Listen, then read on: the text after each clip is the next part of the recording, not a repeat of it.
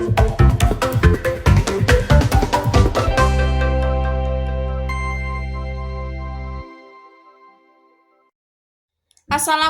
warahmatullahi wabarakatuh. Perkenalkan, saya Drafika Utari dari PGMI 5A. Kali ini, saya akan menyampaikan materi mengenai evaluasi dari pembelajaran tematik. Yang pertama, pengertian evaluasi pembelajaran tematik. Evaluasi pembelajaran tematik dapat diartikan sebagai evaluasi yang berupaya mencari informasi tentang pencapaian pengetahuan dan pemahaman anak, pengembangan keterampilan anak, dan pengembangan sosial dan afektif anak dengan memanfaatkan asesmen alternatif dan cara informal.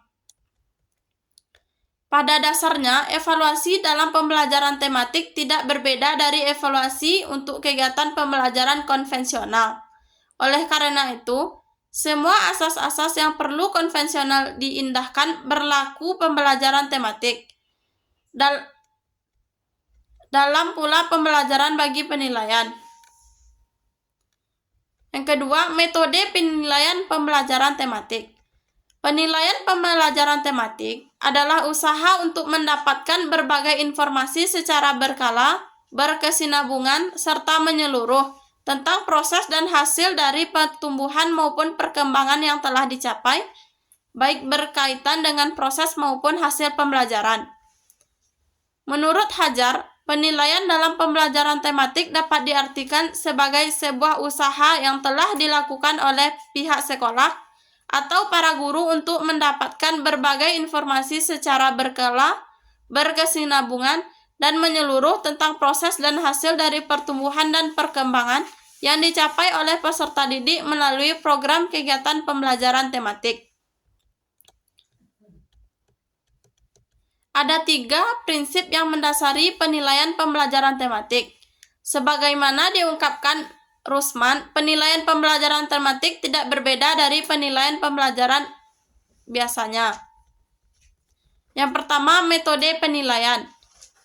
1. Tes lisan adalah suatu tes yang membutuhkan jawaban lisan siswa. Pertanyaan lisan bisa diberikan pada awal pembelajaran untuk materi sebelumnya, dan pada akhir pembelajaran untuk materi pembelajaran yang telah diberikan. Tes lisan ini bisa untuk kelompok atau perorangan. Yang kedua, tes tertulis adalah suatu tes yang menuntut jawaban secara tertulis dari siswa. Soal-soal tes tertulis disusun dalam bentuk tes objektif dan uraian atau esai.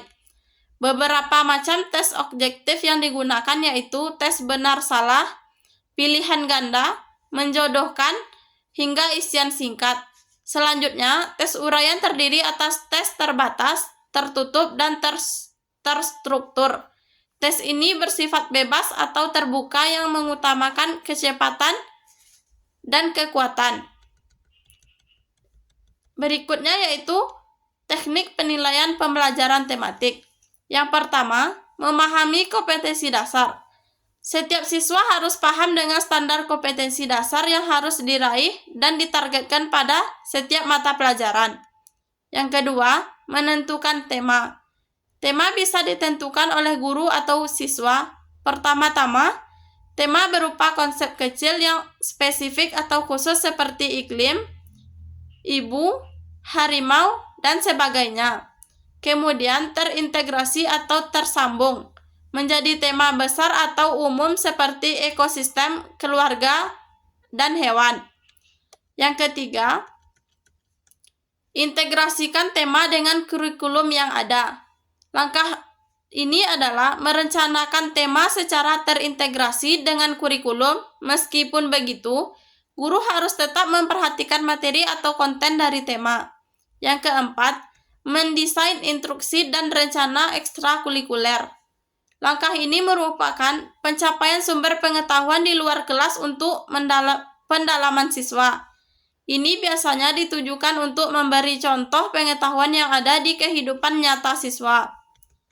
Caranya biasanya dengan melakukan karya wisata atau kunjungan ke kebun raya atau studi tour, kegiatan grup, dan diskusi. Kegiatan ini bertujuan agar siswa mempunyai perspektif yang luas dalam memahami tema. Pada tahap ini akan memungkinkan siswa untuk melakukan eksplorasi kreatif pada subjek tema. Hanya itu yang dapat saya sampaikan.